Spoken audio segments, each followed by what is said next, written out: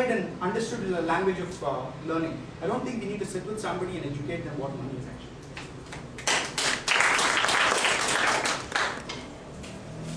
Dinesh, I'd like to ask you a question on what you just told. You told me that you gave an example by telling that your parents will give you money whether you study well or not. Do you think that's good on a long-term basis? Because the child may study last, like how Dr. Chaya gave an example of a doctor who did really well in whatever he was specialized in. See, he lost money.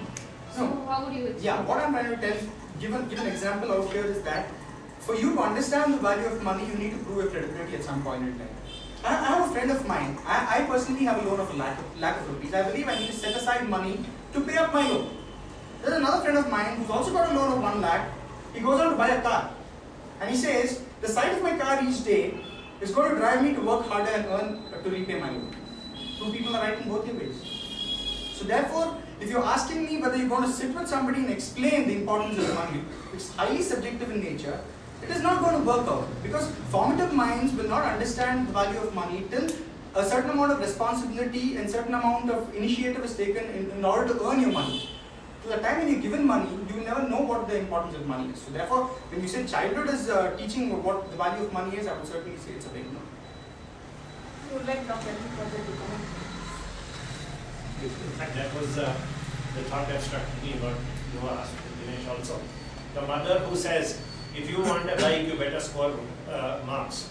Unfortunately, scoring marks does not get bikes. The mother may give a bike as a reward to the child for scoring, but in real life, it doesn't happen. We know very well, that's what I had said, that unless the child knows life skills, it doesn't help. He may be an eminent surgeon, he may be this, he may be a topper in whatever he has done in academics. So my contention is that unless we take the responsibility as a society, as the education system and parents all put together to teach the children the value of money. I agree with Dinesh that it's not a question of 1,000 rupees pocket money or 100 rupees money. I'm not talking about that. I'm just saying understand what this whole concept is all about. That the whole world runs on money. Today, if there is a recession, a child should understand what is recession. Tomorrow, if there is something else happening, he should understand. The same thing what Dinesh said, there may be a family which gives 1,000 rupees pocket money to a child, and there may be another family which runs its whole household on 1,000 rupees. I want both these children to understand those differences, and that can happen only if we teach children what money and finances are all.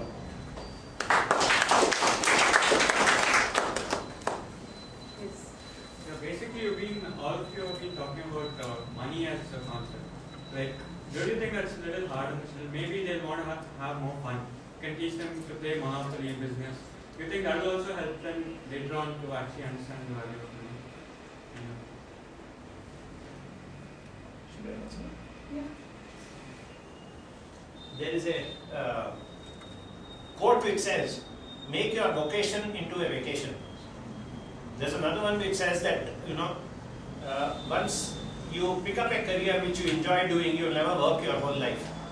So I would like to teach these children delayed gratification. Instead of having all the fun right now, do some hard work right now in such a way that the rest of your life you'll be having fun, you'll be playing. You'll be looking forward to whatever work you are doing. And that's where it comes out of being aware of what the realities of life are. The most important reality being the material things, which start with money and, as somebody said, goes on to assets and whatever bullion or houses or whatever it may be, but it starts with money and somewhere ends with money. I want one question. Should it be made part of school curriculum? Yes, that's what I feel very strongly. Like the example I gave about how teaching business maths interests the same child who was scoring 40 out of 100 in the regular maths starts scoring 80 out of 100 in business maths, and more than the score, he starts enjoying it. Whereas a majority of the students hate maths. It's because of what the example of Howard Gardner that I gave. Because we are making it too cut and dry. Unless we associate it to something. The child who should be taught to say that yes, there may be a friend who is getting 1,000 rupees pocket money, but why is it that I am not getting? He should be able to understand. Because my daddy works as an assistant and he gets only 10,000 salary, whereas his daddy is a businessman and he earns 10 lakhs. What's the difference between these two? What happens? Why is there a reality? Even to be able to understand and adjust to that sort of lifestyle, the child will understand. And not every parent has the capacity to teach that. So the ideal thing would be if we can inculcate in our education system.